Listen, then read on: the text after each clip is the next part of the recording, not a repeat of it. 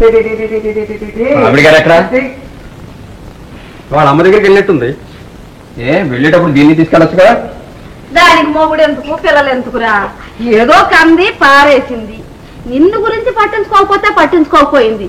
కనీసం ఈ బిడ్డ గురించి అయినా కాస్త శ్రద్ధ తీసుకుంటుందేమోనని ఇన్నాళ్ళు చూశాను.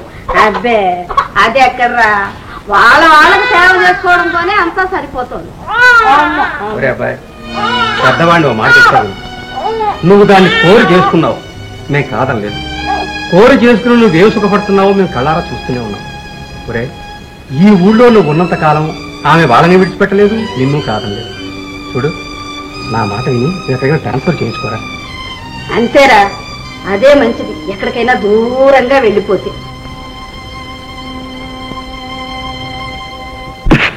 ఏమండి, ట్రాన్స్ఫర్ వచ్చిందా? అవును, చేశారు. చేయించుకున్నారన్నారు. నా దృష్టిలో ఏదైనా ఒకటే. అంత అవసరం ఏమొచ్చిందండి? ప్రమోషన్. అది ఇక్కడ రాదా? వస్తే అక్కడ ఎందుకు వేస్తారు? క్యాన్సిల్ చేయించుకోవడానికి వీల్లేదా? నేనెందుకు క్యాన్సిల్ చేయించుకోవాలి? నేను ఇక్కడ ఉద్యోగం చేస్తున్నాను. అమ్మ హాస్పిటల్లో ఉంది, తమ్ముడు చదువుకుంటున్నాడు. అందుకని నీ గురించి నువ్వు ఆలోచించుకునేటప్పుడు నా గురించి నేను ఆలోచించుకోవడంలో తప్పలేదుగా. నాకు జీతం చాలదో, ప్రమోషన్ కావాలి. నేను ఇంటెత్తి కట్టుకోలేను, క్వార్టర్స్ కావాలి. పైగా ఈ ప్రమోషన్ కోసం నేను 5 సంవత్సరాలుగా వెయిట్ చేస్తున్నాను. ఇప్పటికొచ్చింది. ఇప్పుడు నన్ను ఏం చేయమంటారు చెప్పండి. అది నిర్ణయించుకోవాల్సింది నువ్వు. పోనీ మీతో పాటు నాకు కూడా అక్కడే ఏదైనా ఉద్యోగం చూడండి, వచ్చేస్తాను. అది నా వల్ల కాని పని. పైగా నాకు ఇష్టం లేదు కూడా. ఇష్టం లేదా? అవును, నువ్వు ఉద్యోగం చేయటం నాకు ఇష్టం లేదు.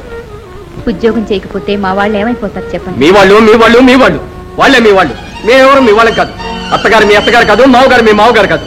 మాలతే, ఇప్పటి వరకు నన్ను విసిగించింది చాలు. దయచేసి మీద నన్ను విసిగించు. నేను ఈ రోజే వెళ్తున్నాను. వారం రోజుల్లో తిరిగి వస్తాను. ఈలోగా ఏం నిర్ణయించుకుంటావో నిర్ణయించుకో.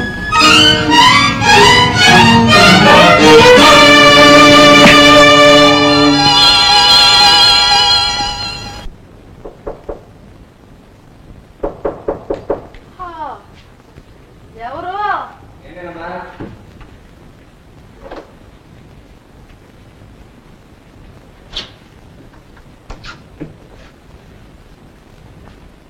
ఆవిడ గారు ఎక్కడా?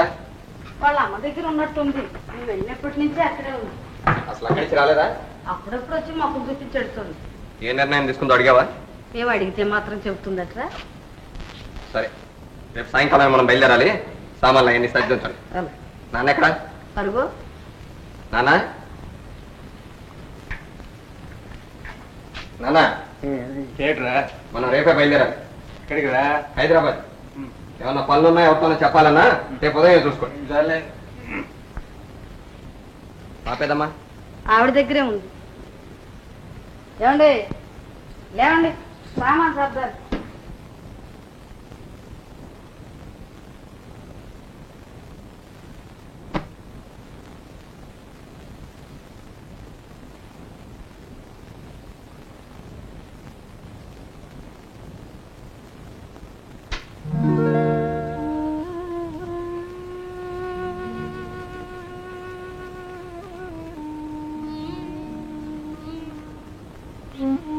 ఎంతసేపు అయిందండి వచ్చి? ఇప్పుడే. ఏం నిర్ణయించుకున్నావు? నేను నిర్ణయించుకునేదే ఉందండి. మీరేం చేయమంటే అదే చేస్తాను. రేపు సాయంత్రం ప్రయాణం, బయలుదేరి. ఏమండి, ఒక్కసారి నా స్థానంలో మీరుండి ఆలోచించండి. ఒక పక్క అమ్మ తమ్ముళ్ళు, మరో పక్క మీరు. వాళ్ళని ఏ దిక్కు లేకుండా వదలలేను, అలాగని మిమ్మల్ని కాదనలేను. పోనీ నాకు కూడా అక్కడే ఏదైనా ఉద్యోగం చూడండి. నా వల్ల కాదని, నాకు ఇష్టం లేదని నీకు మొన్న చెప్పాను. ఉద్యోగం లేకపోతే ఎలాగండి? వాళ్ళకు మాత్రం ఎవరున్నారు చెప్పండి? ఎవరూ లేరని అతను ఎంబీబీఎస్ చదివించి, ఆ తర్వాత ఎండి చదివించి, ఆ తర్వాత ఫారిన్ పంపించి, ఆ తర్వాత పెళ్లి చేసి, పిల్లలు పుట్టిన తర్వాత వాళ్ళని చదివించి, మళ్ళీ వాళ్ళని ఫారిన్ పంపించి, వాళ్ళకి పెళ్లిళ్ళు చేసి. అదేమిటండి, అంతవరకు ఎందుకు చేస్తాం? వాడికి రెక్కలు వచ్చే వరకు. ఇప్పుడు రాలేదా? వచ్చాయి, కానీ వాడికి ఇంకా ఎగిరే శక్తి రాలేదు. పెట్టేవాళ్ళు ఉంటే తిరిగి తినే వాళ్ళకి చచ్చే వరకు శక్తి రాదు. ఆ అటెండ్ ఉద్యోగంలో చేరుంటే 150 రూపాయలు వస్తాయి. ఆ ఇంట్లో ఒక భాగం అతికించుకుంటే కొంత డబ్బు వస్తుంది. ఆ డబ్బుతో వాళ్ళు బ్రతకలేరా? అడుక్కు తిన్నా బ్రతకగలరు, కానీ వాళ్ళకు ఒక భవిష్యత్ అక్కర్లేదా? నువ్వు నీ వాళ్ళు ఏ గంగలో తిప్పుతారో నాకు అనవసరం. నాకు భార్యగా ఈ పిల్లకి తల్లిగా నా హోదాను పంచుకుంటూ నాతో హాయిగా కాపురం చేసుకోవాలనుకుంటే రా, లేదు ఈ ఉద్యోగమే కావాలనుకుంటే ఈ కాపురాన్ని వదులుకో. ఈ మాటలు మీరే అంటున్నారా? ఏ అనకూడదా? అనొచ్చు. కానీ నేను ఆనాడు మీతో ఏమన్నాను? నా కుటుంబ బాధ్యత నా మీదే ఉంది. నా బాధ్యత తీరి నా తమ్ముళ్ళు వాళ్ళ కాళ్ళ మీద వాళ్ళు నిలబడితే గానీ నేను ఈ పెళ్లి కొప్పుకోనన్నా. అంటే మీరేమన్నా? నా బాధ్యతలు లాంటివి నీ బాధ్యతలు. నా సంపాదనతో నా బాధ్యతలు తీర్చుకున్నట్టే నీ సంపాదనతో నీ బాధ్యతలు తీర్చుకోవచ్చు. మన రెండు కుటుంబాల కష్ట సుఖాలు ఇద్దరం కలిసే పంచుకోవచ్చు అన్నారు. మీరు ఆ మాట అన్న తర్వాతే నేను ఈ పెళ్లి కొప్పుకున్నాను. అంటే నా మీద ఇష్టంతో ఈ పెళ్లి చేసుకోలేదన్నమాట, అంతేగా? ఇప్పుడు అవన్నీ ఎందుకు? వాళ్ళ జీవచ్చేవాళ్ళు అమ్మకి ఇవేవీ తెలియదు. నా అల్లుడు దేవుడని మురిసిపోతుంది. ఏమంటే ఇక నుంచి వచ్చే జీతంలో సగం మీకిస్తాను. వాడి చదువు పూర్తయ్యే వరకు ఆ సగం వాడికిస్తాను. ఇద్దరం కావాలని చేసుకున్నాం. మధ్యలో విడిపోవడం మీకు మంచిది కాదు, నాకు మంచిది కాదు. నీకు మంచిది కాకపోవచ్చు, నాకేం పర్వాలేదు. నేను మగాండి. నాకు కూడా రాకపోతే లోకం నిన్నే తుమ్మెత్తిపోతుంది. ఏమిటండి లోకం? ఎక్కడుందండి లోకం? మగవాడికి ఒక నీతి, ఆడదానికి ఒక నీతినా? మీరు మీ ఇంటికి పెద్దవాడిగా పుట్టారు, నేను మా ఇంటికి పెద్దదానిగా పుట్టాను.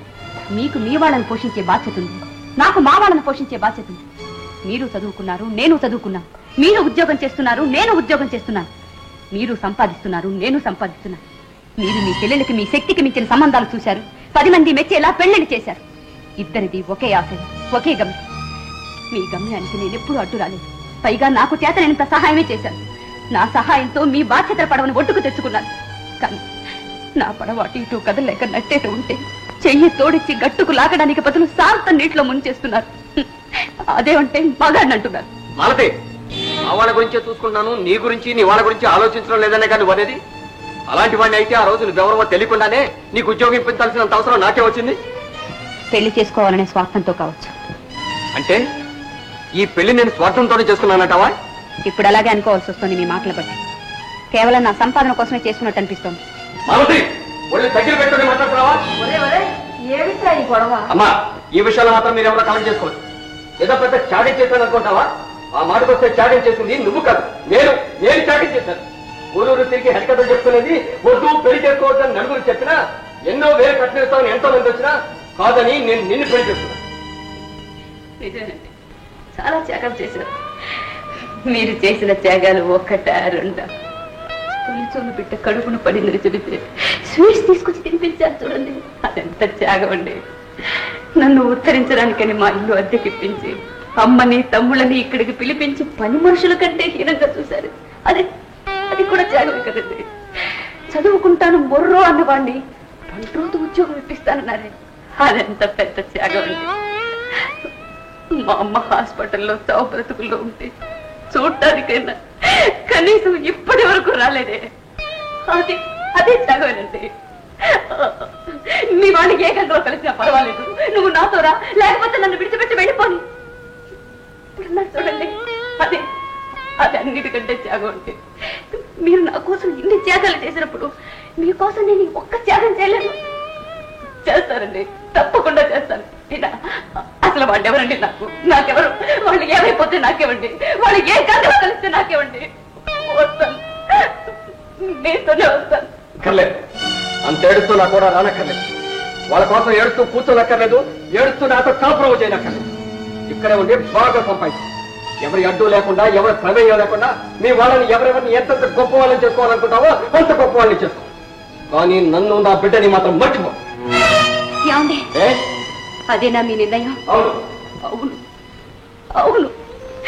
తల్లిదండ్రులకు ముందుగా మగబిడ్డ పుడితే తన సంపాదనతో తన వాళ్ళందరినీ పైకి తీసుకొస్తే ఆహా కొడుకంటే ఇలా ఉండాలంటారు, రత్నం అంటారు, సుపుత్రుడు అంటారు, చివరికి శ్రీరామచంద్రుడు అంటారు. అదే ఆడపిల్ల తన ఇంటికి పెద్దదై పెళ్లి చేసుకుని దిక్కులేని తన వాళ్ళందరినీ తన సంపాదనతో పైకి తీసుకొస్తున్నా అత్తని తమ పుట్టింటికి దోచేస్తోందంటారు, మొగుడిని చూడటం లేదంటారు, అత్తని లెక్క చేయడం లేదంటారు, సెకండ్ అంటారు, సోర్పడకంటారు, చివరికి మొగుడినే వదిలేసిందంటారు. ఇదేమి న్యాయం అండి? ఇదెక్కడి న్యాయం అండి? ఈ న్యాయాన్యాయాలతో నాకు సంబంధం లేదు. నాకు తోచిందే న్యాయం.